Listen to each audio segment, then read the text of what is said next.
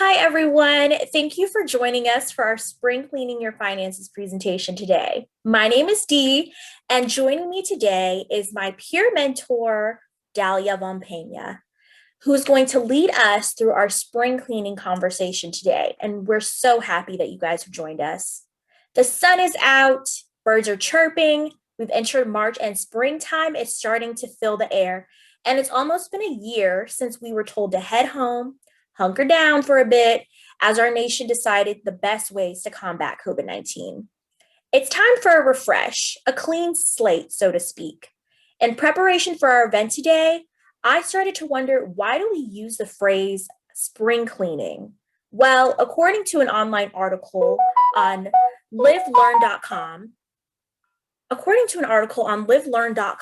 in the early 1800s, general cleaning and spring was a necessity because homes were covered in soot from the sources of heating that they used during the winter. Families lit lamps fueled with kerosene or whale oil, and their fireplaces burned coal or wood throughout the cold season. So when warmer temperatures came, people scrubbed, dusted, and washed away everything in their homes.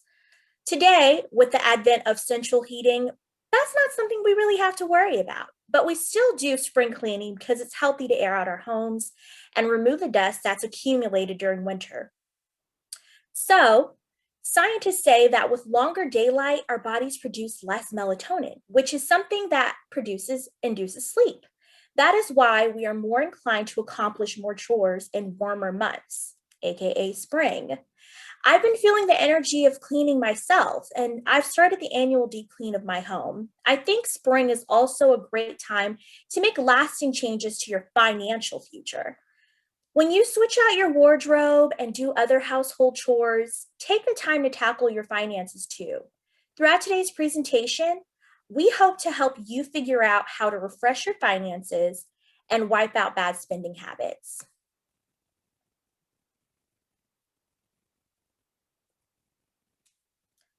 One group on campus that can help you dust off your budget and sweep out old spending habits is the crew at Nevada Money Mentors on campus. We work within the financial aid department and help students feel more confident in their money decisions.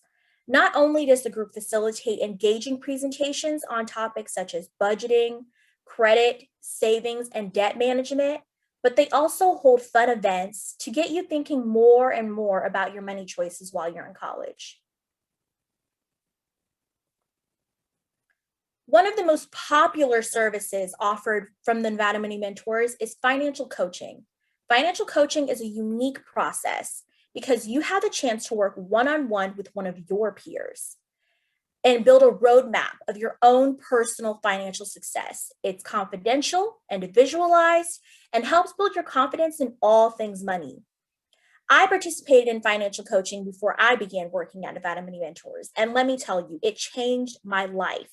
My mentor helped me build my own budget and track it for a few months. He consistently gave me feedback, no judgment at all, and I was able to establish some savings for myself. I highly recommend every student meet with a money mentor. But before you run off to schedule your appointment, Dahlia, what are some things we can do to kickstart spring cleaning our finances? For sure. So thanks for all that great information, Dee. And I'm not just saying this because, I'm a peer mentor with Nevada Money Mentors, but I think our program is great and works. And I've seen how coaching can definitely change a lot of people's lives. So if you haven't considered it before, definitely, give it a chance. But we're going to switch gears now and start thinking about how to spring clean your finances. When you think about cleaning your home or maybe your apartment, do you feel overwhelmed? Do you think about all the cleaning products that you need and all the time it's going to take and maybe like how dirty you're going to feel afterwards?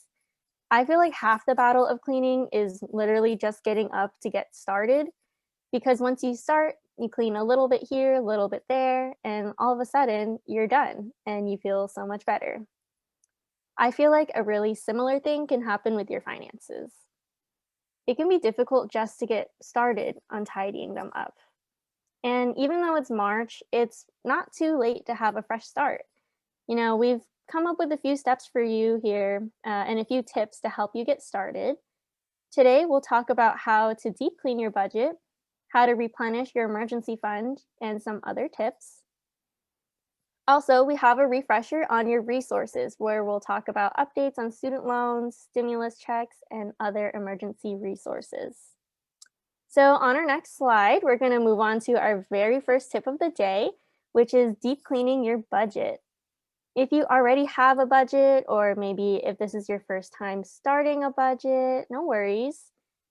This can be a really great way to see how you're doing financially. So, one of the first things to do for deep cleaning your budget is kind of taking a look back at the past 6 months of your spending and analyzing any patterns that arise.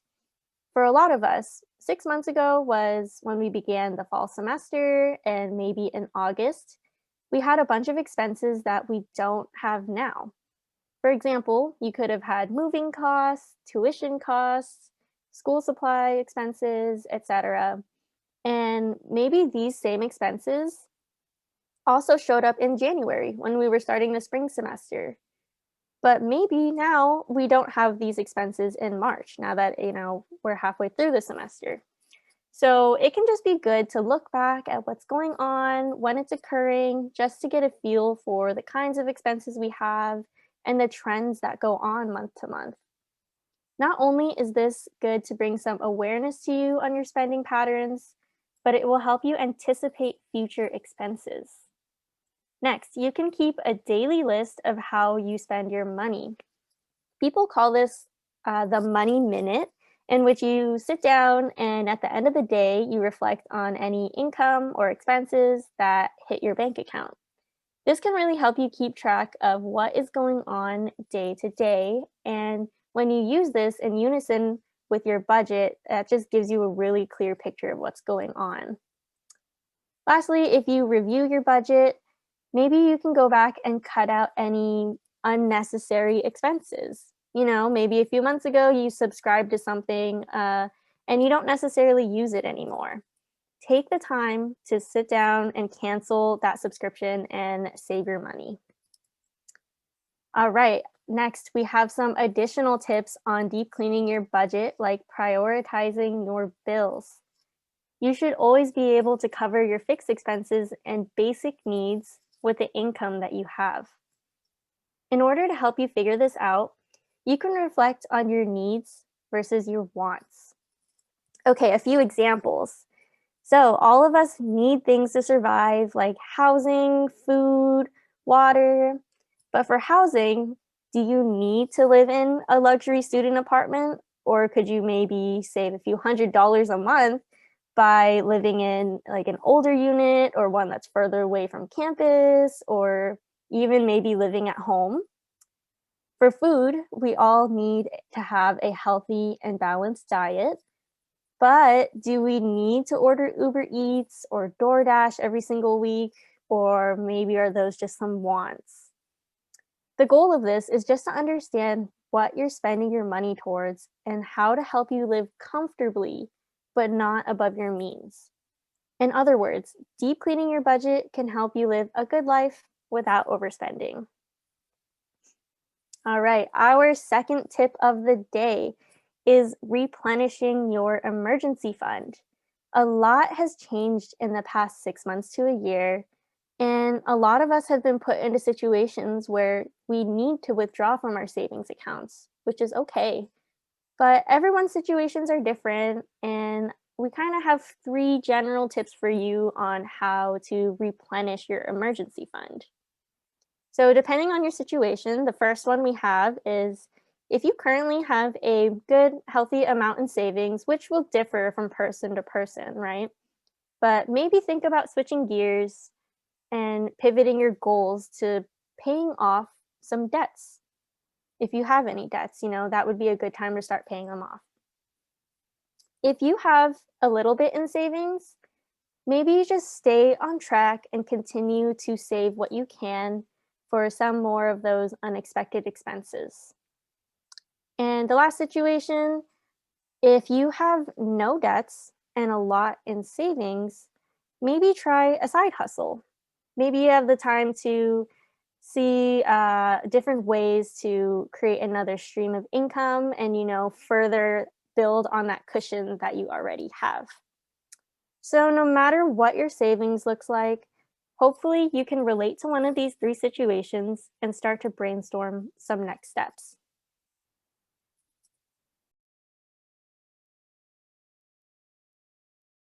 Thank you for that, Dahlia. It's definitely important to have an emergency fund in the case of an unexpected event because, you know, life happens. With that being said, if savings is your goal, or if you're finding out that your money is coming up short each month, it might be crucial to find out how to get rid of some of those bad spending habits. Making these cutbacks can be done by tracking your expenses, cutting down in certain categories, aka eating out. And Dahlia, that makes me think of a time when you shared a story with us about a student who didn't realize how much they were spending on eating out each month. Can you tell us about that again? I love that story. Yes, for sure. I also love this story because I feel like it's just so relatable. I feel like eating out is probably one of the categories that a lot of college students, want to improve on. And, a while back, I had a coaching participant come in and, we sat down and he was like, I feel like I'm overspending every month and I just can't figure out why. So we decided to build a budget for him to really see where his money was going. We were going down all the categories, rent, tuition, blah, blah, blah. And we get down to the eating out category. And he's like, oh man, I have no idea how much I eat out every month. But I suggested, let's break it down week by week and kind of project a number. And after we did all the math, we found out that he was spending $400 to $500 a month on eating out, but specifically to one restaurant called Chick-fil-A. Um, yeah, he was so shocked. He was like, "Wow, I really spend that much at Chick-fil-A?" But he basically ate at Chick-fil-A 6 out of 7 days of the week. And the reason he didn't go on the 7th day was just because it was Sunday and they're closed. But yeah, he was very shocked that he was spending that much. And that shock factor is kind of motivating. He's like, "Wow, I need to change that. I cannot afford to spend that much every month." So after that, he was able to cut back a lot and allocate his money towards some other goals and, get into a spot where he feels a lot more prepared financially.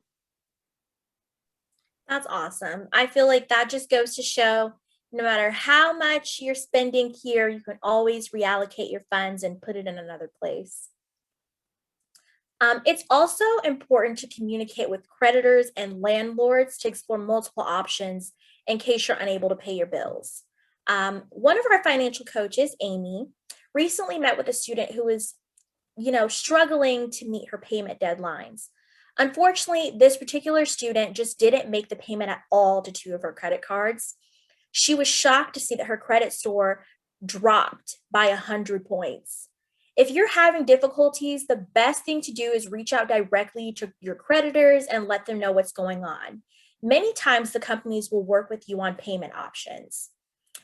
Also, for Washoe County and many other counties across the nation, there are a number of resources which provide rental assistance during these difficult times. The resources for Washoe County can be found on their website. And to find out if you're eligible for assistance or find information to apply, just visit renoha.org/CHAP.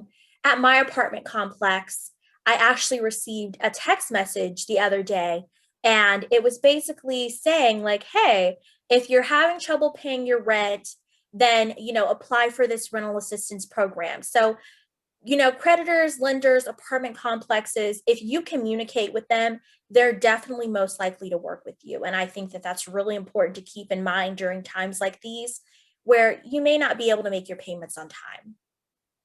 Finally, get in the habit of saving anything you can. You can start small with $5 and increase it as you're able, or work with your employer to split your direct deposit so that your money goes in two ways. It goes into your checking, and some of it automatically goes into your savings. That's something that I personally do, and I love it. Um, And check yourself. Are you saving enough money to meet your goals, or are you trying to save too much and having to pull back out of savings each month? And if you want a second set of eyes or could use some feedback, then work with a financial coach. We know a few that can help. Now, many students during this time may also be worried about student loans. But the good news is the COVID-19 Relief Fund has been put in place by the government since last March, and it is out to completely help you. Um, these efforts include 0% interest rates, suspension of student loan payments, and suspension of collections on defaulted loans. And that deadline has now been extended until September 30th of this year. And it's also important to note that this applies to loans taken out through the federal government. As far as private loans, this does not apply, but again, it's always a good idea to speak directly with that loan servicer if you're having trouble making payments. Just communicate with them. You never know what options are out there. And for students currently in college, such as yourselves, your loans are currently in deferment, which means you're not currently making payments. And if you're able to, it might be a great time to pay down your loans, pay them off while you can, make smaller payments. And then once you graduate, you don't have as much to pay back.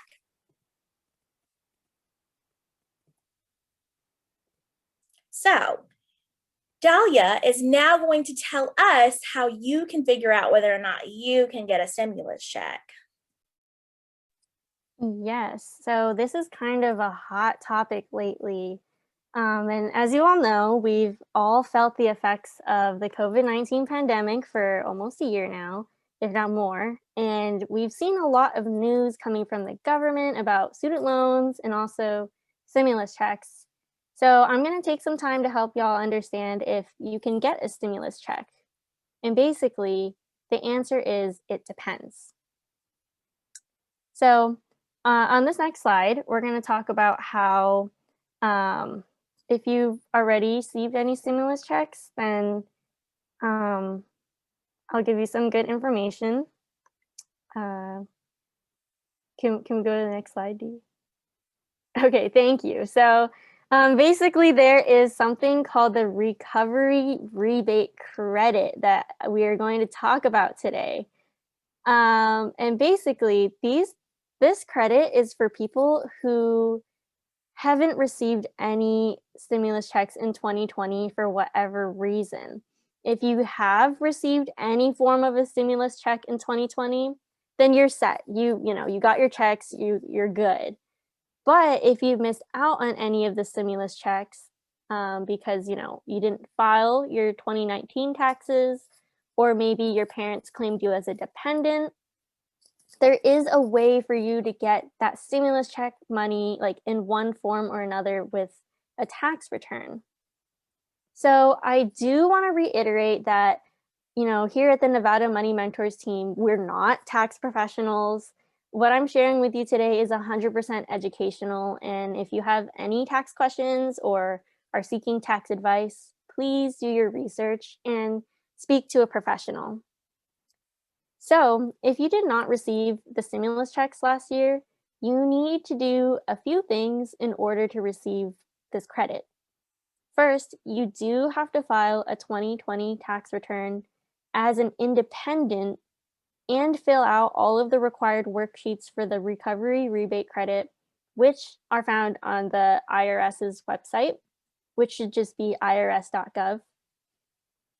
You also cannot have received any stimulus checks in 2020. Again, if you receive them, then you're good, you're set. You can't do this double dipping almost. And then in general, you do need to be a US citizen.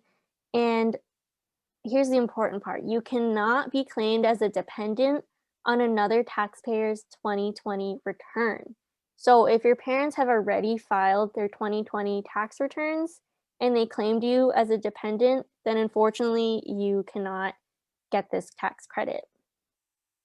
So looking into the Recovery Rebate Credit can be a really good option for you if maybe you are independent and pay for a lot of your own expenses, And in 2019, maybe you were claimed as a dependent, but now you take care of most of your expenses.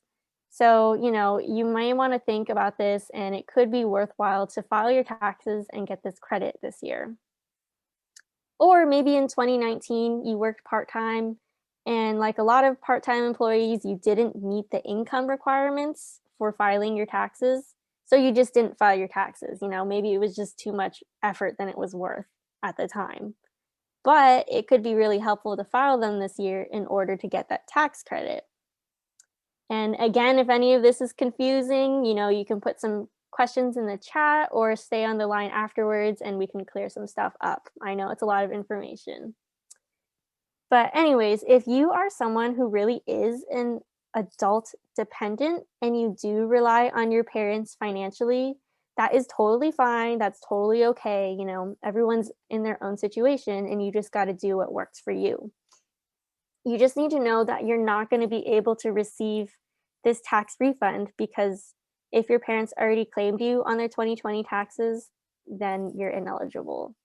But if you were a dependent on their 2019 taxes and they haven't claimed you as a dependent on their 2020 taxes, then maybe you want to sit down with your parents and have a conversation about filing independently.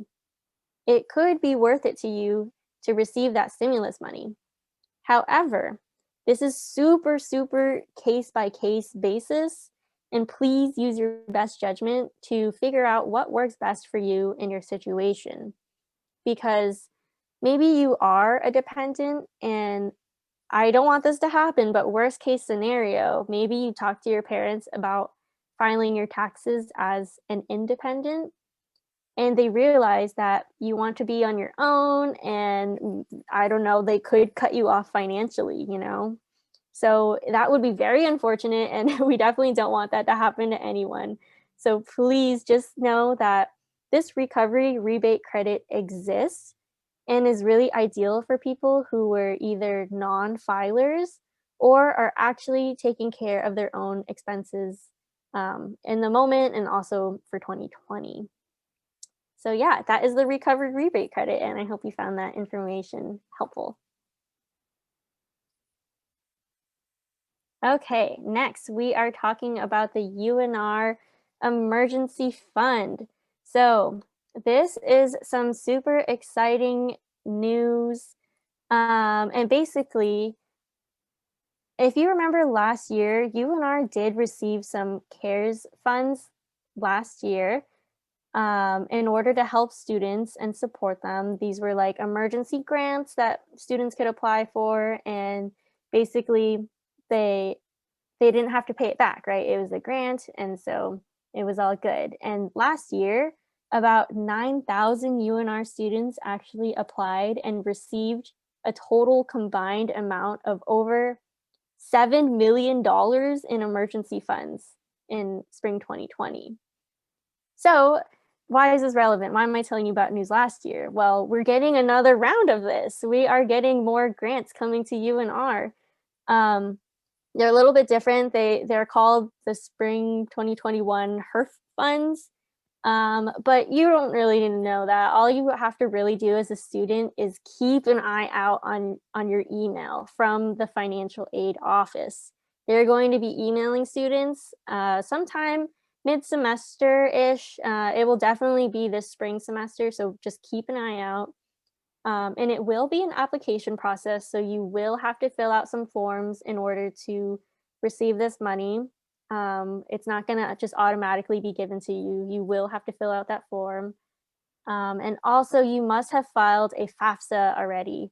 So make sure that you have all those bases covered, and then you should be able to get anywhere from, I believe, $200 to $800 as a grant. But again, I think it'll be case by case. So just keep an eye out for that email and apply when you see it.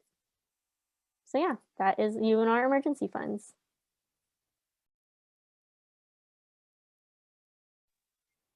All right, Dahlia, thank you for telling us about that. I think that those are very important. So make sure you guys keep an eye out for financial aid. And one thing that I did want to add is sometimes emails can end up in your junk email and your spam folder. So also make sure that they're not in there either. So you'll get the notification. So let's talk about another resources that's available to you guys, and it's called Equity. I'm sure some of you may have heard of it. Maybe some of you have never heard of this app before, but Equity is an app that provides you and our students with resources such as food, housing, and even budgeting. That's right, budgeting. If you're low on food and feeling hungry, you can simply visit the app to find events on campus that will give you free food. So if there's an event on campus and they're giving away free donuts or free cookies or free sandwiches, you can go on the Equity app and it will tell you. Think of it like a Yelp for essential needs like food and housing. Um, and the app also provides a budgeting section where you can track your monthly income and expenses. So if through listening to this presentation, you've been thinking, oh, that's something that I don't really do. I don't really track my expenses. I don't really, you know, see where I'm spending. I don't know where my money's going. I just know that every month I end up with like $2 in my bank account by the time the month's over. I don't know what's happening. This is a great time for you to download this app, go to the budgeting section, and just track your income and your expenses. And that's a great way to start, getting on track with your financial goals and wiping out some of your bad spending habits. So stay connected. We want to see more of you guys, and we want you to know that we're having more events throughout the semester. This is not it, and we want to continuously see you guys. So please stay connected with us. We are on all 3 social media platforms, including Twitter, Facebook, Instagram. We're always posting about events. We're always posting our flyers on our social media. So if you're ever wanting to know what's going on with us, what we're up to, then make sure you follow us on one of those social media accounts. We also have our YouTube channel. So our YouTube channel, we post informational videos. We recently posted a video that we are going to be promoting soon. And we also post our presentation recording. So let's say you came in halfway through this presentation and you missed all of the other things that we talked about. You can always go to our YouTube later on and find out what else we had to say. Or if you just want to review this presentation, just so you can kind of refresh your brain, you can always go to our YouTube channel and check out our videos, which includes the other 2 events in our series, Love and Money and Intro to Crypto. And you can always visit our website, unr.edu/Nevada Money Mentors. So upcoming events. So as I mentioned before, we are going to have some upcoming events in April.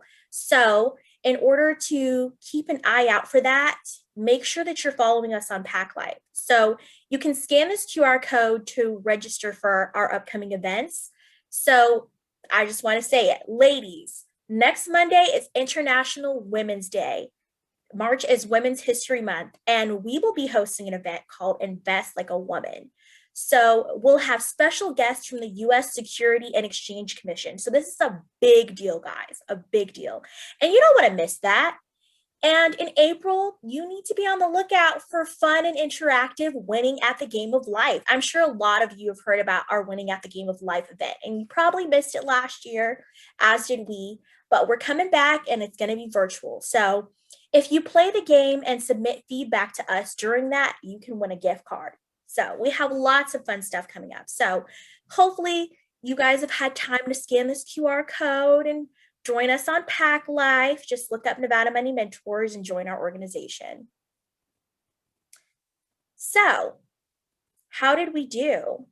So after you've scanned the QR code in the previous slide, you can check in on Pack Life and you can win this cleaning basket because you're spring cleaning your finances, but you can also spring clean your house. And Dahlia is actually going to tell us more about that. Yeah, Dee. So, I mean, you did a great job already explaining it. Just make sure you guys click that link in the chat. It looks like unr.campuslabs.com, but that actually takes you to Pack Life, which is kind of this new program that the university is using, if you haven't heard about it before, where a lot of organizations are going to be posting all of their events and presentations and things like that, and including us. So all of our upcoming stuff will be on there. And yes, so we are doing kind of like a raffle giveaway for this event. This cleaning basket that you see on the screen is up for raffle. And if you click the link that's in the chat and it says you're marked as attended, um, we'll be able to receive your email and you'll be entered into a pool.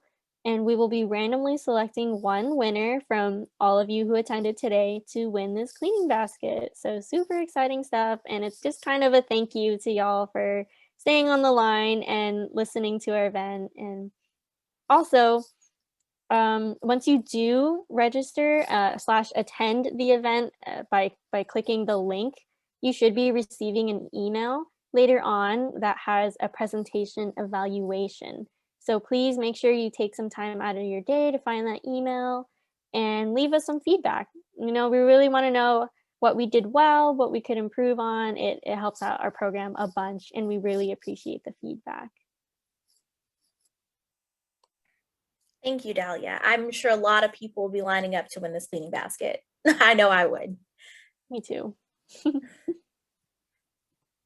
All right, so we hope that you're feeling motivated to jump into spring cleaning your own finances now. And remember, we are here to help you if you need some extra cleaning supplies.